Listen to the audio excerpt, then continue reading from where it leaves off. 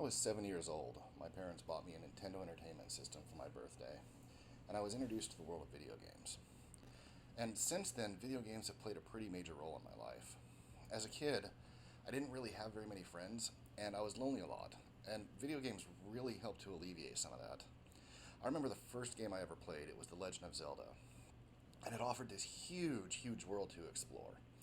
And I remember I spent months adventuring with Link, battling monsters, exploring dungeons, gathering pieces of the Triforce until finally we were able to defeat Ganon and rescue Princess Zelda.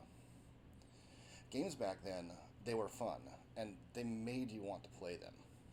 No matter how many times I helped Mario defeat Bowser and rescue Princess Peach, I never got bored playing them. And I still find myself playing these games occasionally today.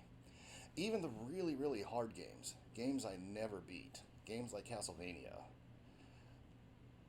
were still incredibly fun. And because they were so hard, every time you completed a level and you defeated a boss, it gave you a real sense of accomplishment.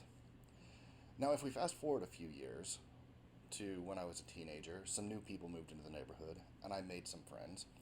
And this became a typical scene at my house, as all of my friends and all of my brother's friends came over to sit in front of the TV and take turns playing each other in games like Street Fighter 2 and Mortal Kombat 3. And games, they took on a different role in my life, but they still played a major role.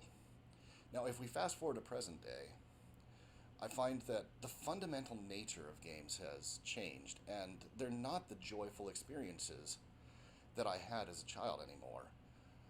Many games, after the first playthrough, are incredibly boring for me, and it was during one of these playthroughs where I was bored out of my mind that I realized what I wanted to do.